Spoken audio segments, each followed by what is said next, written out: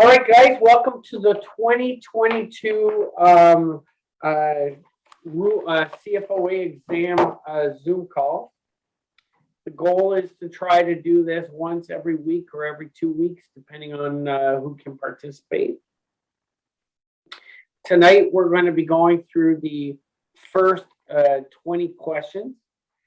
The only thing I'll ask is if you're not using your mic, or if you're not speaking, just mute yourself. Or if you got noise in the background, mute yourself, because it screws up the communication in the room. All right.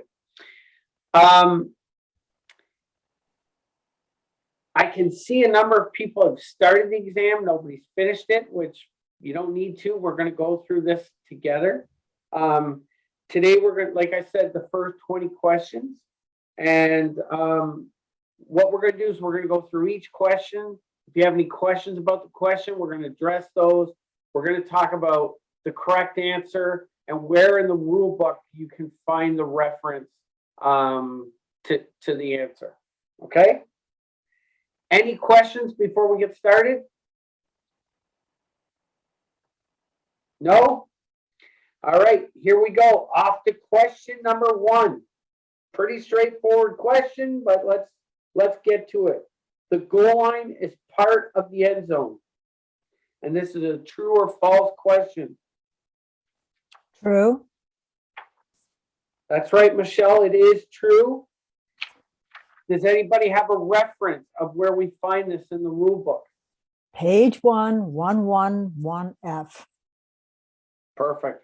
Goal line is part of the end zone. That was an easy one. That That went easy. downhill. Yeah. They have to throw you a couple softballs to get started. All right, question number 2. Each team is entitled to 1 timeout per overtime period. True or false? True.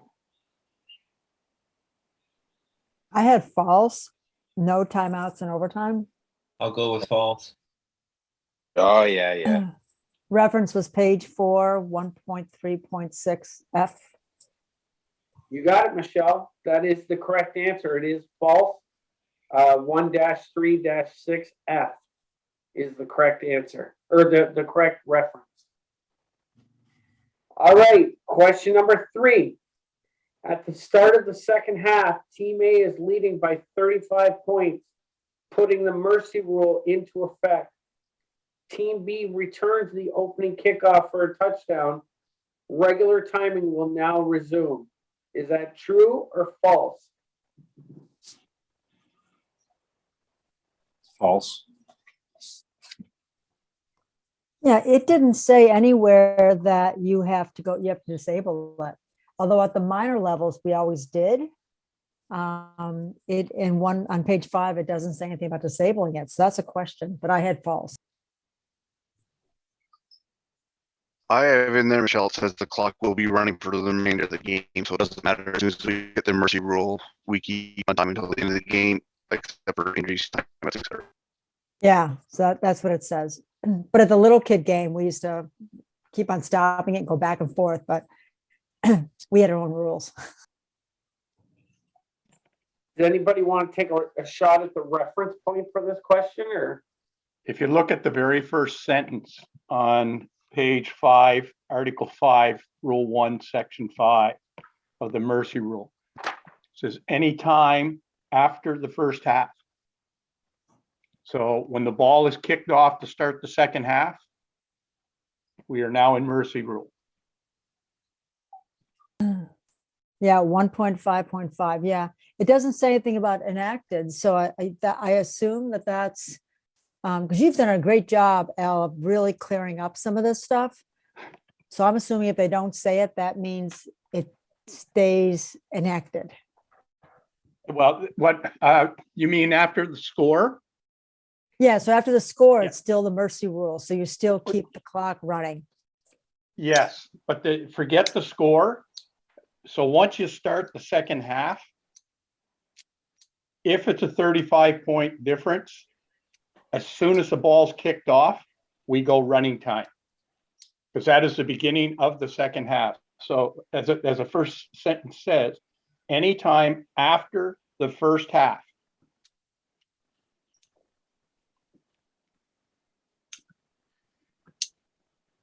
So as a question, if the score is 35-0 and you're just starting the second quarter, would there be any mercy rule at that point? Just Not keep on. not in amateur football, there isn't, but Okay. as you said, in some of the minor leagues around here, they have different rules. But as far as the exam goes, it's talking about amateur football in the country, not like in St. John or whatever, where they have bizarre little rules. All right, we good to move to question 4. Question 4. The ball carrier is running near the sideline when contacted by a defender who is on the sideline. The ball remains alive. Is that true or false?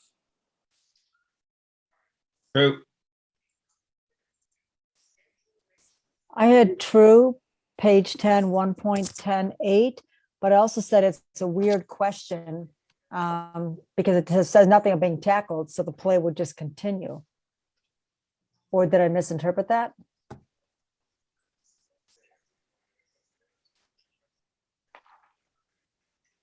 Because if he was tackled, then it'll be a penalty for illegal contact.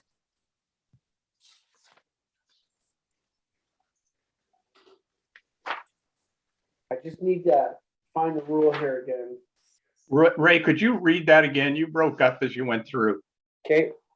The ball carrier is running near the sideline. When contacted by the defender who is on the sideline, the ball remains alive. So can you check page 10, 1.10.8? Basically illegal contact, like he came in from out of the field to touch him. So go to page 9, section 10, article 1, B. Yes.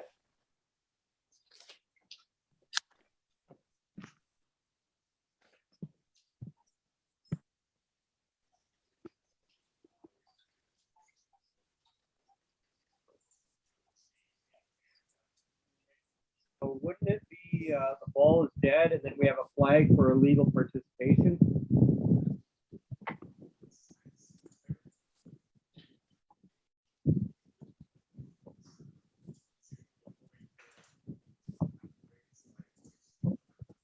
Well, first of all, let's first address, Al, that is the correct reference point for this question. The 1-10-1B. So that's the correct reference for this question. Whoever just asked the question about the flag for illegal participation, I'm just going to give my 2 cents, but I'd love to hear from the rest. If a player's running down the sidelines and contact is made with somebody on the sidelines, that's not, it's not deliberate, then there would be no flag. You might warn the bench, but there wouldn't be a flag. Now, if the player deliberately makes or coach makes deliberate contact with the ball carrier, then you absolutely have a flag there. Any thoughts on that, Al? Fowler? Turn your mic on, Jim. Turn your mic on, Jim. Fowler, we need your mic on.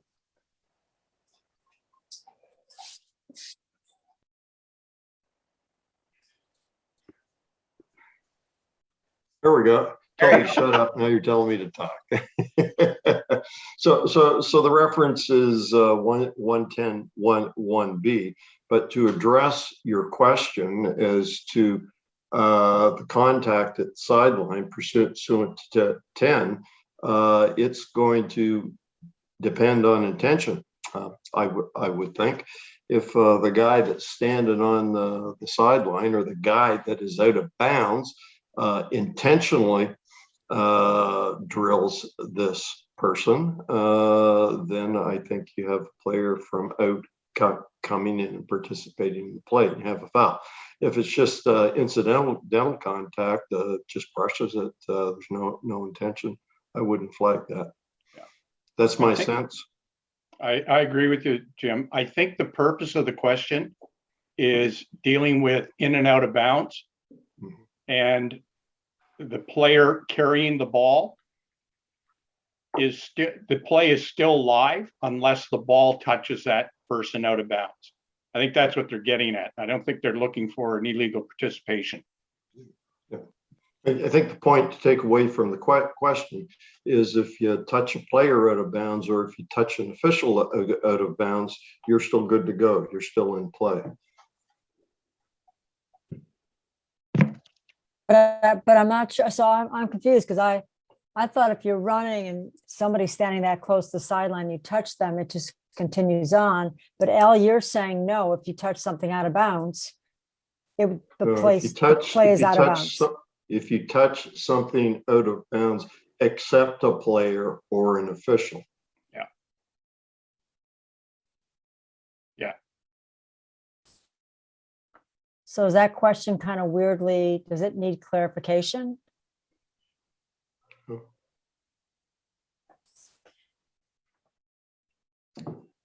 I don't, go ahead, Jim.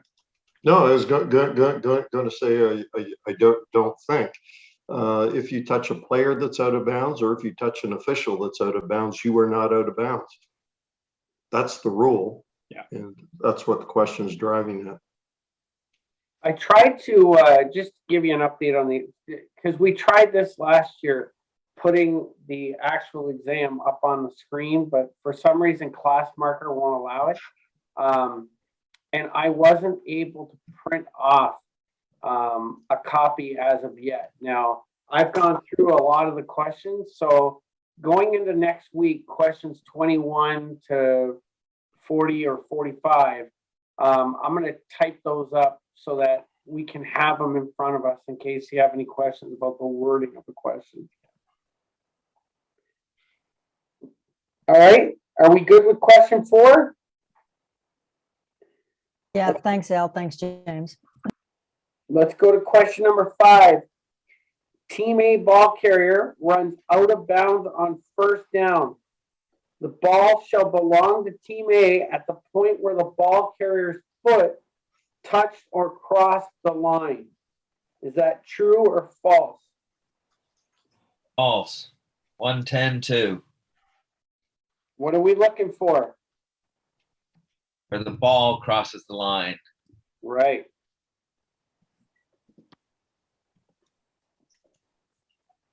Or the location of the ball when the player goes out of bounds.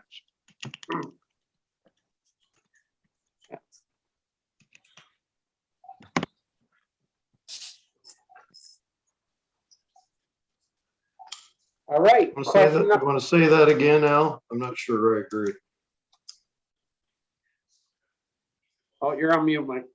Or So if I'm running backwards because I'm very fast that way, and I step out at the 35 just for an easy number, but the ball is at the 34. Where are you going to give me the ball? 34. Yeah. So it's where the ball crosses or where the ball is when you go out of bounds. Yeah. well, you see players hold the ball out as they're stepping out of bounds, right? Yeah. But that wasn't an option, was it? It's true or false? No, it was only true or false, Michelle.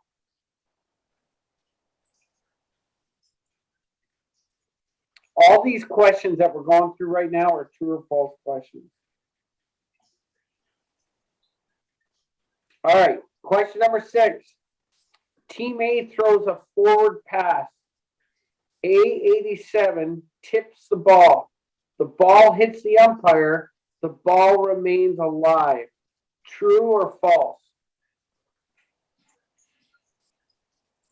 False, incomplete when the ball touches an official. Reference 6.4.7a, page 38. Anybody else have any thoughts?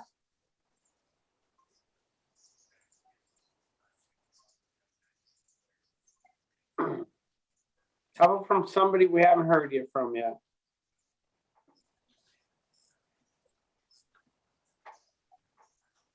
You're The correct. official's part of the ground. What's that, Jason? The official is considered the ground, part of the ground. Yeah, so I would go with a different reference. I would go 181. Hold on, I lost an E. there you go. Do we need to read through that one? The correct answer is false. And Ian just gave us the right reference number. A forward pass is declared incomplete, or it strikes. Sorry, the ball is dead if a forward pass is declared incomplete, or it strikes a game official, the goalpost assembly, downs box, or distance chain rod.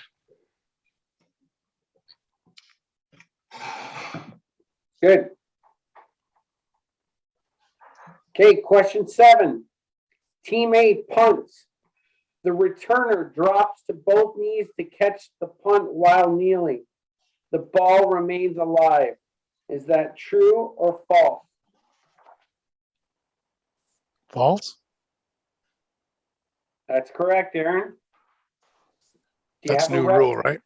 Do you have a reference? My head. No, I don't have a reference. No? Anybody else want to take a? It's the article is 181H. H. Boy, you pulled that out of your hat, which would be Not sure it was a hat. which would be a very large hat if we're talking about his head. So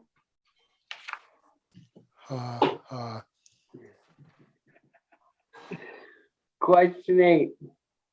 After receiving a punt in the Team B end zone, the returner is tackled with the front of the ball out of the end zone and the back of the ball still in the end zone. The ball is considered to be out of the end zone. Is that true or false? False. Right, Matt? That is correct. Why is it false? Because the ball has to come completely out of the end zone. What about Trying to going find in, the, what about going into the end zone? just got to touch the front of the end zone, the end zone. It's just got to touch the front of the line. The tip of the ball just has to hit the front. But coming out, the entire ball has to come out of the end zone. Does that make sense? How about a reference? Anybody have a reference for this one? Page 8, 191. That is correct.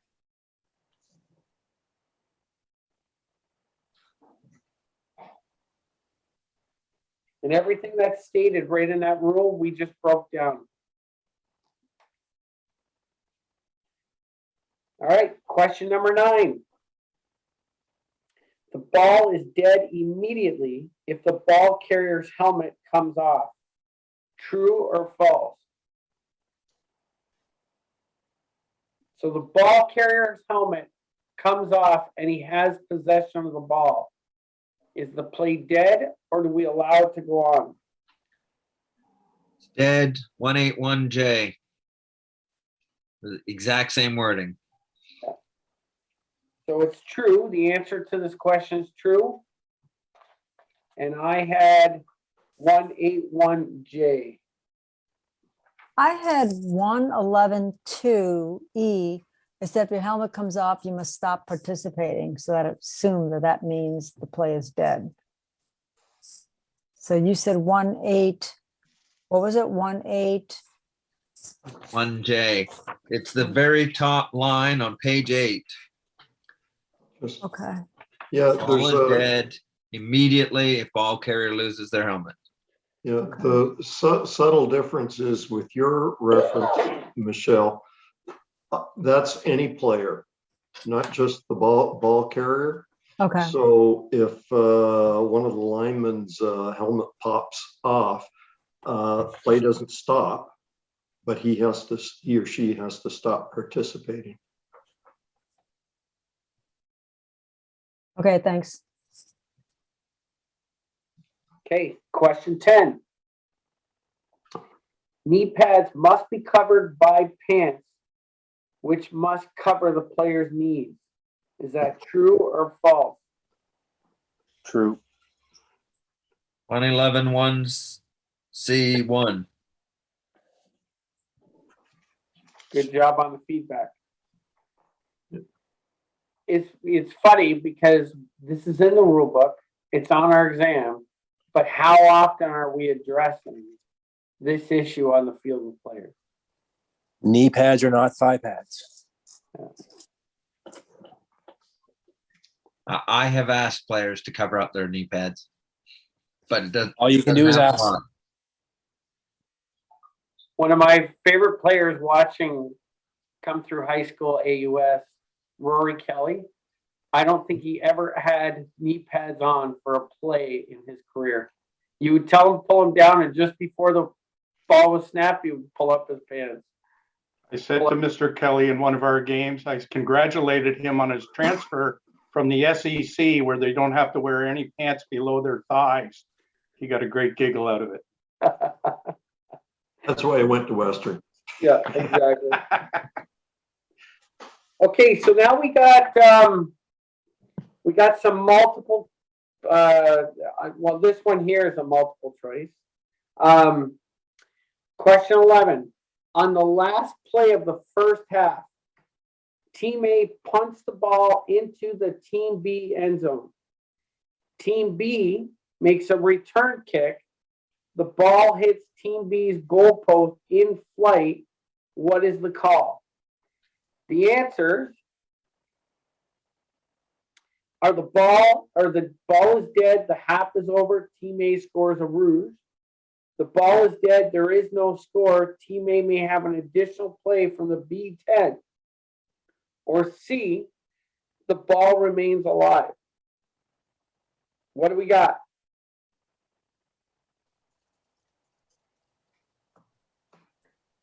I have a question. So I have on page 8, 1.8.1J, the note says the return kick from an end zone that hits the goalpost is replayed from the previous line or scrimmage.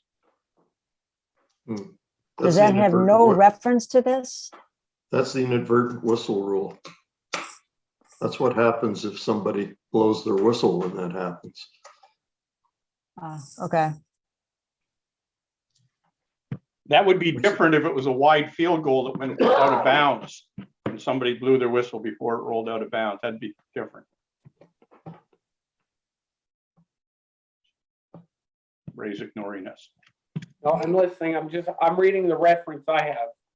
Yep. The reference I have on this question is 171I.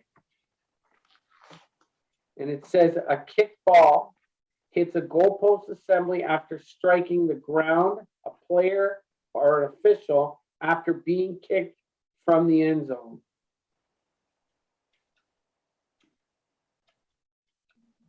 The ball is in play. That's the article. Ball is in play if this happens.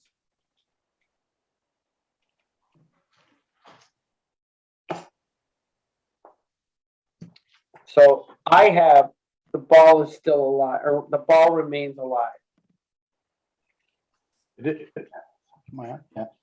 You're correct, but I believe there's also better wording where it talks about if a return kick strikes the goalpost.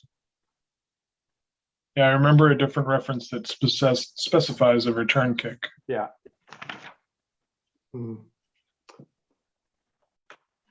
I thought the I'll only cite- reference. Cite I it. thought the only reference to the return kick was in the inadvertent whistle rule to deal with it there. The difference in the ruling, as I understand it, the ball's dead when it hits an opponent's goalpost in flight. If it hits your goalpost in flight, it's still alive.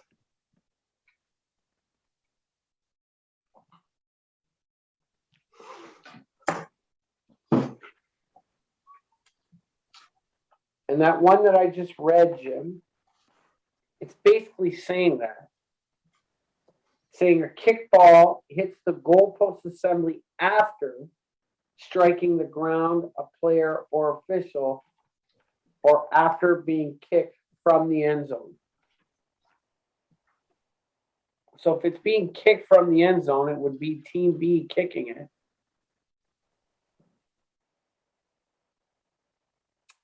Well, not necessarily. It does specifically say in 5-4-3 on goalpost assembly, a kicked ball which strikes the opponent's goalpost assembly after striking the ground. A player or an official is, or a kickball which strikes the kicking team's goalpost assembly shall remain alive. So it does. I guess it's not specifying a return kick, but it does refer to the situation there as well. Yeah. Yeah, so Ray, was your reference 181G? So it was 171I. Okay, because I think 17 or 181G is what kills the ball when it hits an opponent's goalpost only, not when it strikes your own goalpost. Anyway, I like That the- says, Oh. Go ahead, Michelle. that says when the ball is originated, the kick is originated in the field of play, and this was in the end zone, right? I didn't, once I read this question, I know that we're talking about live ball or dead ball. So that's why I went to 171 and the 181. I looked at those options, and based on those options, I took the 171I. But Ian, the rule that you read, that could very easily be the reference as well to this question. What was your rule again, Ian? Hold on, I got rid of it. it was 5-4 something you said. 5-4-3, Article 3, goalpost assembly.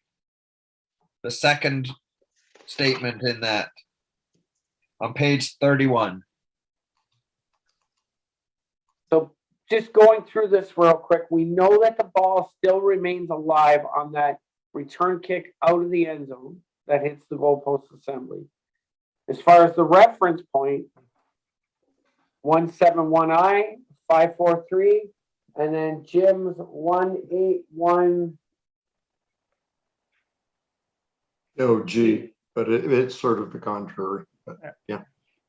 Bob Prosser, though, did you I think it was you that said there's somewhere in the rule book that it actually says a return kick hitting the upright is allowed to play on. I can't find that right now, but all you need is a reference that supports your answer. Yeah. So it hits the goalpost assembly, it's a live ball, period. That's in rule 1. Yeah. All right. Yeah. To clarify here, it's not different rules what you are talking about, Ray, and what Jim is talking about. Because 171I states that it's a live ball after being kicked from the end zone. And 181G says that it's a dead ball only when it strikes an opponent's goalpost, not your own. Right. So They're all essentially the consistent. ball is still alive. All right, let's go to question 12. Following a Team A touchdown and convert with no fouls, Team B may have the Team A kickoff from the A45 or they may choose to kick off from its own 45-yard line. Is this true or false? True. True. 3, 2, 1. Agreed. How many of you got? I don't agree here. That's true. I've seen it once in 40 years. How many of you give that option to the teams? Never. When you saw that option, Fowler, was it in Sackville by any chance? No, it was in Riverview, and it was Wow. Riverview High, and the wind was howling at Yeah. Henderson just one way down the field. And it may So- be one of the reasons Riverview's never won a championship. I don't know. Just I was playing in that game. Oh, sorry, Bob. Yeah. Go Go ahead, Eric. ahead, Eric. Eric, you're up. yeah. Let's hold on. No, I'm getting my rules confused here. No, you guys are correct. I was looking at another rule. Sorry, keep going. Were you thinking field goals where you had the I option? was, because that question comes up later. Yep. Yeah. Sorry Okay. about that. No worries. All right. In fact, I think it comes up now, Eric. We're going to go to you for the answer. Let's get Eric to answer this one. After a successful field goal, the options for the team scored against are scrimmage on their own 35, have the scoring team kick from their own 45, or kick off from their own 35. Is that true or false? That one I had as true. Yep. So that's rule 3, 2, 2. That's correct. Good job. I've never seen the kickoff from your own 35. Has anybody seen that before? I have it on video. U Sport level. Wow. All right. Question 14. A85 leaps into the air and catches a pass near the sideline. B10 contacts A85 while airborne so that A85 lands on the sideline. This is an incomplete pass. True or false?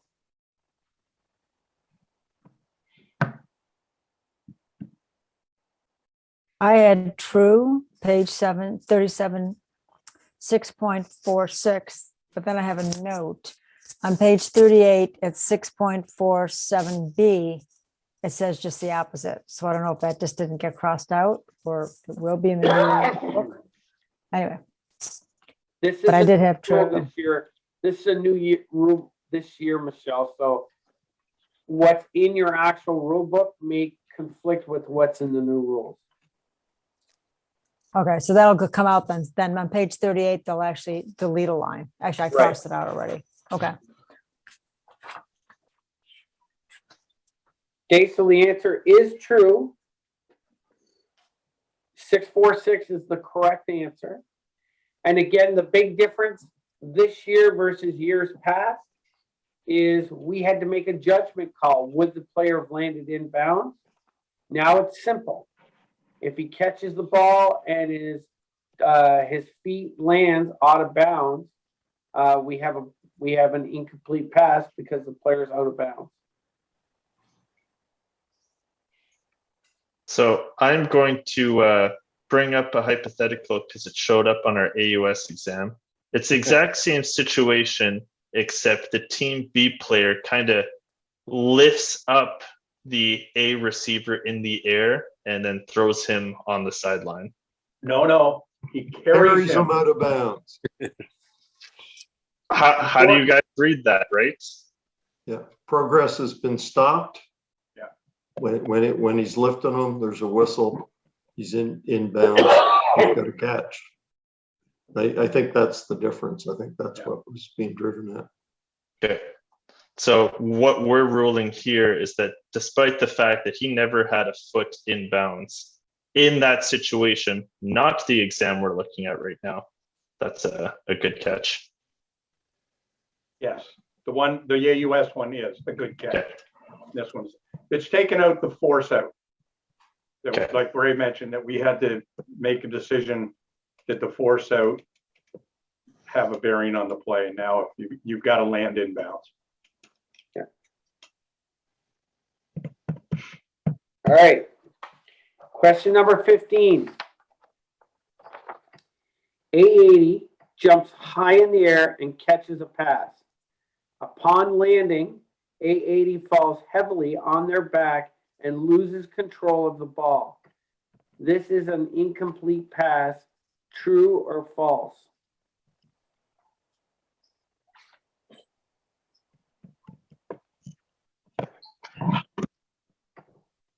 True, you must make contact with the ground and have control of the ball. Page 38646F. Yeah, I'm just the way you worded that, Michelle.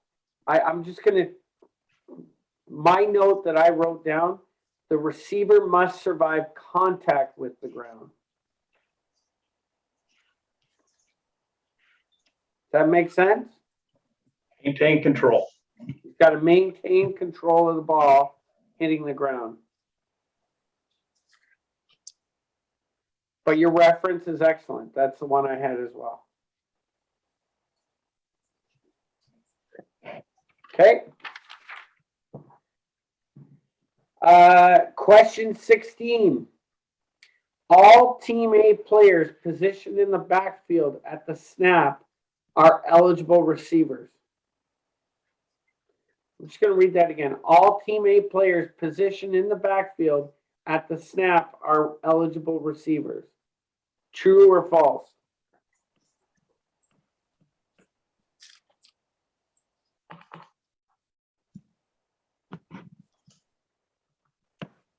I can't stand the silence. Let's try it. Who else got in there? Who else wants to take a stab at this one? I have false, based on, they have to be eligible numbers 149 or 99. You're breaking up, Rob. I heard you say false, which is the correct answer. I didn't hear your explanation. You're breaking up. So Rule 6.4, Article 4, point B, there's clearly back the line of scrimmage that's not wearing numbers 1 to 49 or 80 to 99, which determine them being eligible. Yeah, I don't know if you made him out, Ray, or not. Rob, put a hand up if I'm wrong. Rob's referring to Rule 6, Section 4, Article 4, which talks about eligible receivers and their numbering.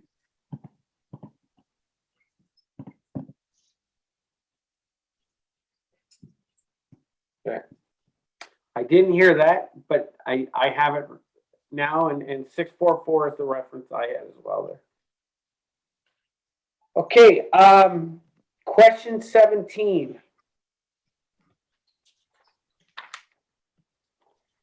Question 17, Team B. And here's the funny thing about the exam this year versus last year is I won't know 100% that these answers are correct until one of us completes the exam. Then I can print off their exam. So I'm going to try my best to get mine done before our next session so that I have the actuals. But I will get back to you and let you know that these are correct. I'm right now, I'm very confident that we are, as a group, have accomplished that. All right, question 17. Team B defenders may interfere with Team A players in a 5-yard zone beyond the line of scrimmage. True or false?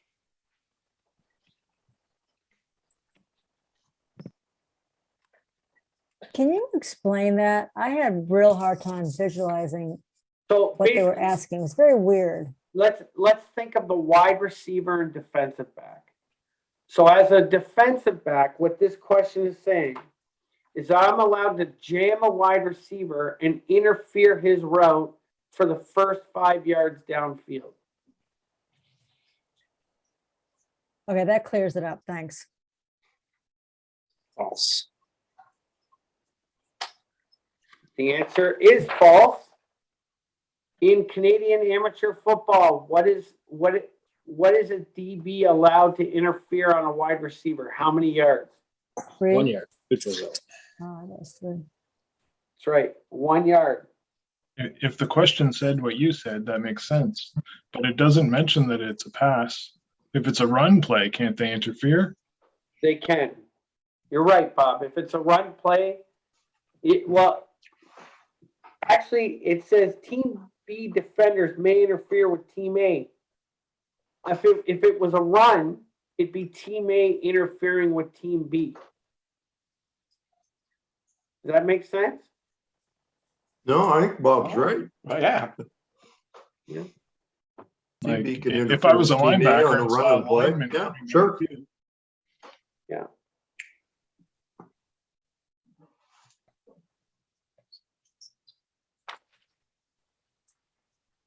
Al, who put this exam together? Couldn't tell you. I didn't have anything to do with it this year. Honest to God, I had nothing to do with the exam this year. I think the question is driving at the passing zone when interfere, and it's not the CFL rule and it's not the NFL rule. It's the 1 yard zone. But as Bob points out, he's quite correct on run and play. Either team can interfere with the other. Right. I'm going to put an asterisk on this one that I'm going to hear from Bill Pickrell. Okay. Ray, what was the last rule reference for number 16? 644 is what we talked about.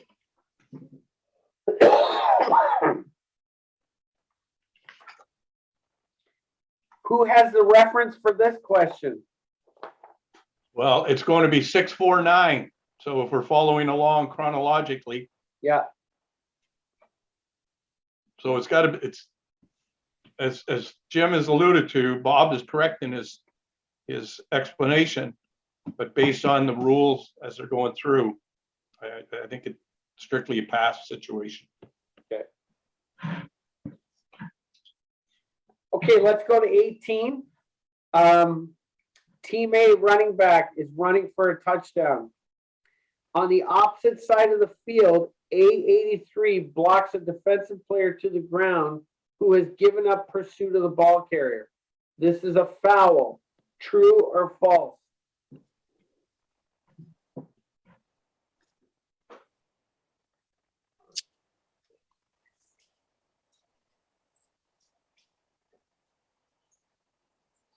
true, that sounds like tourism.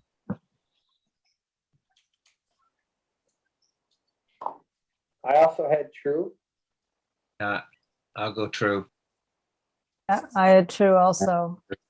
Page 46, 7318. Tour, I like that, tourism. Tourist hit. I thought we're trying to get more tourism in New Brunswick. Yeah, but don't hit the tourists. Yeah,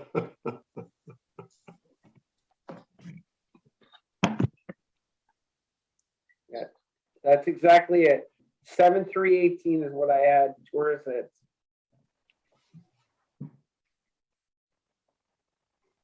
Any thoughts on that one before we move forward?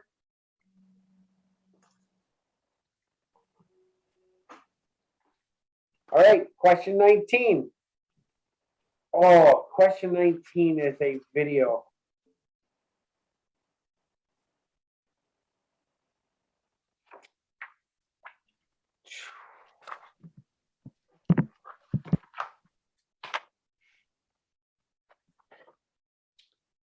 How many of us have watched the video?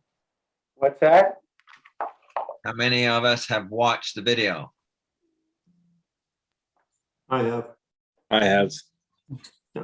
I have. Yep. Yeah, I don't think it's a hard one to discuss, right? No, it's pretty obvious, that one.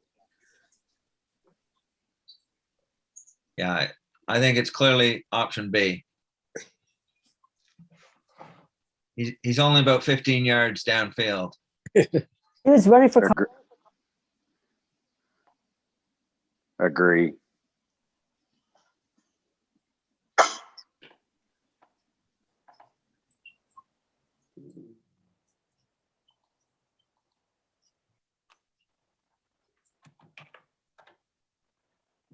These darn video questions.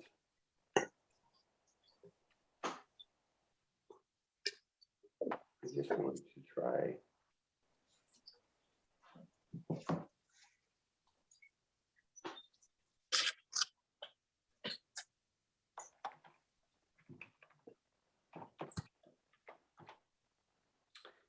No, that's not gonna work. All right, I'm going to have to send an email. I'm gonna get Kelsey to send me copies of the videos from the exam so that we have them for our calls. But for now, Ian, why don't you explain what took place on the video? So if I remember correctly, because I didn't rewatch it, the receiver runs up to the line of scrimmage and the ball does not get snapped and he just keeps on going. Okay. So let's talk about, all right, so first of all, what do we got as a penalty on this? Wait, Ian, you forgot the part about him throwing up his hands when he realized that he was like 15 yards downfield.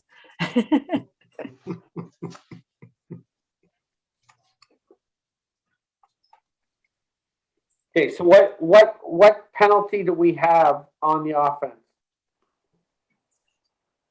Offside. It's offside. Illegal Correct. procedure, yeah. Yeah, it's No, offside. offside. That's a kill. Kill. Great. Yeah. That's 'Cause he not crosses in the the, that's neutral not on in the options, whatever, but this is a kill play, meaning we're blowing our whistle. Okay? Anybody have a reference on this one? I didn't think we needed it. I thought it was too obvious to need a reference. Okay. Reference is 423 is what I have. If you want to put that in your notes. Okay, Ian, seeing you did such a great job there. Tell us about slot back number 82. So the way I see it, this is a situation of blocking below the waist. He puts his shoulder into the thighs of the defender and takes him out. You're missing a key aspect of where he came Yeah. from. Yeah, I had legal Yes, and play. he ran into but did not set. That's right. Yeah. But he was within the tight end. Within the tight end, I thought it'd be a great place for a small person to hide behind the tight end and then kind of, or the tight end slot, and then do that. I thought that was legal.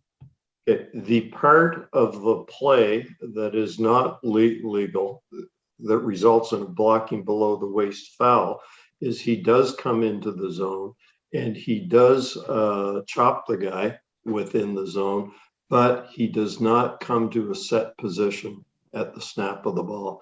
Because he does not come to a set position, he cannot block low on the amateur rule. Yeah. And again, that is blocking below the waist.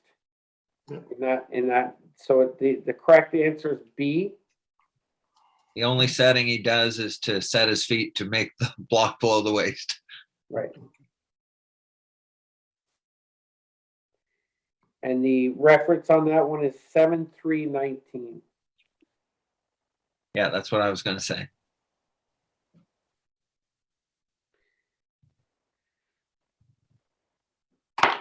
Now, I haven't gone beyond these questions here, but how many more video questions are there? While you look, Ray, there's going There to are be a several. question on blocking below the waist versus I'll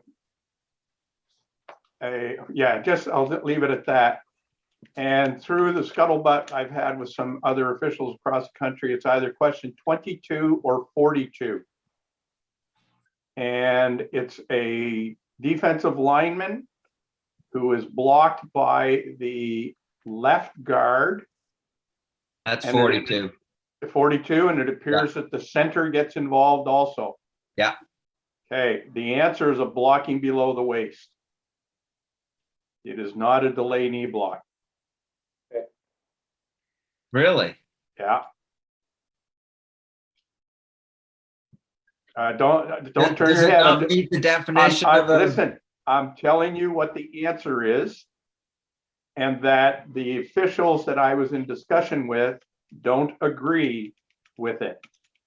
Okay, because it sure looked like he was engaged, and then the block came along.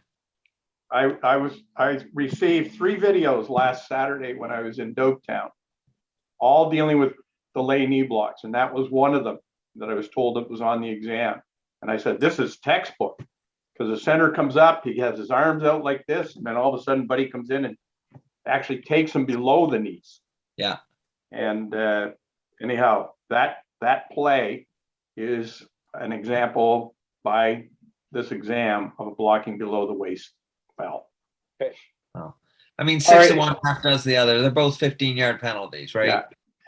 I literally can't skip ahead to the other questions to see if there's more videos yet, because I need to go through the questions in order to do it.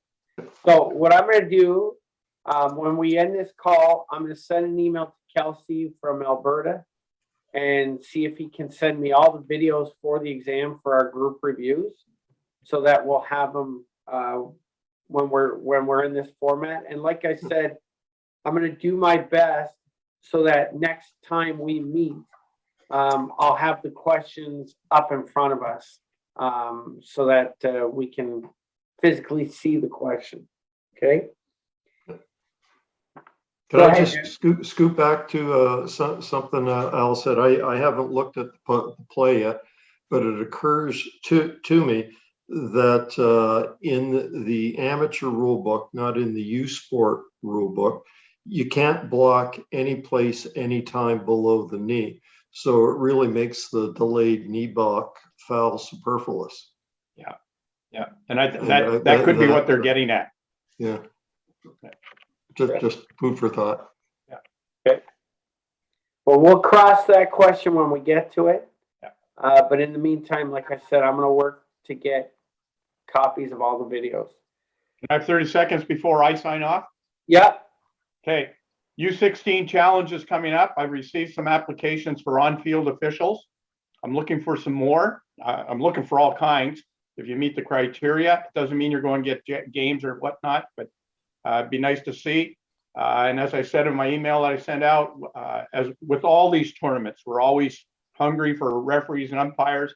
And my cohort from Alberta also pointed out deep officials, field judge. Also, there's a second email is going to come out. We're going to be meeting minor officials to work the sticks those 2 days, the 21st and the 24th, I think it is, in Sackville. So if you're available, we'd love to have you come and join us, and you will get paid for those. And last but not least, Mark, I saw you there. Mark, I'll be in touch with you tomorrow. I know you had passed your name on to Ray to offering to help out. I'm done. Good job, Yates. That was pretty good. Last thing I'm going to mention too, I've been asked to supply some flag football officials. So there's a couple of flag officials I've contacted, but if flag football and traveling to a tournament interests you, please reach out to me as well. Okay. And with that, I'm going to stop the recording.